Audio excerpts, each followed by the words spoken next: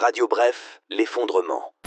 Bulletin quotidien du 10 janvier 2025. Sur le plan international.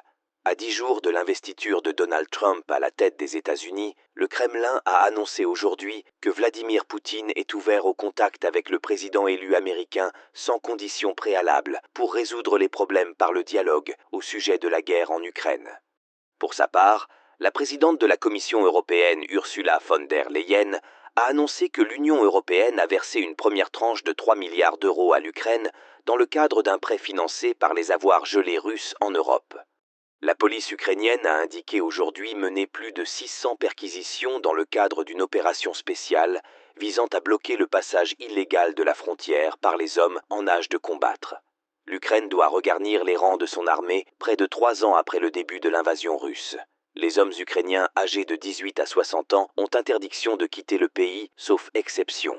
Dès lors, ceux voulant échapper à une éventuelle mobilisation franchissent la frontière illégalement.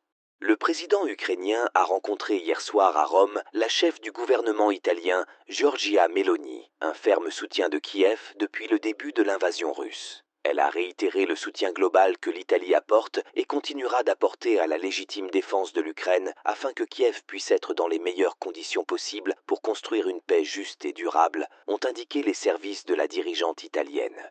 Dans un message publié sur X, Volodymyr Zelensky a remercié l'Italie pour son soutien indéfectible. Aux États-Unis, Los Angeles est toujours en proie à des feux dévastateurs, alors que le bilan humain fait état d'au moins 10 morts et que plus de 14 000 hectares ont brûlé.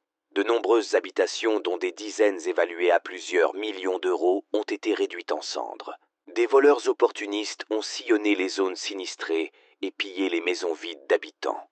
Certains témoignages de victimes évoquent l'apparition d'une centaine d'individus juchés sur des scooters qui ont pillé les biens abandonnés dans l'urgence.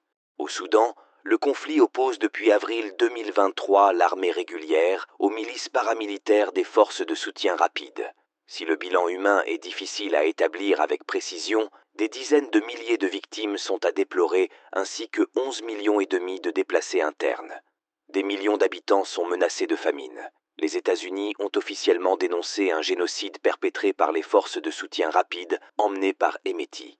Washington a précisé que les paramilitaires ont systématiquement tué des hommes, des jeunes garçons et même des nourrissons du fait de leur origine ethnique. Elles ont aussi ciblé les femmes et les jeunes filles de certains groupes ethniques et leur ont fait subir des viols et d'autres formes de violences sexuelles. En France, un influenceur de 59 ans, surnommé Doualem sur TikTok, avait été interpellé à Montpellier après une vidéo contenant un appel à la violence, puis expulsé vers l'Algérie. Mais Alger l'a finalement renvoyé en France hier soir. Il a été placé en rétention administrative. Le ministre de l'Intérieur Bruno Retailleau a estimé aujourd'hui que l'Algérie cherche à humilier la France. À tous de Roméo Bravo, fin de transmission.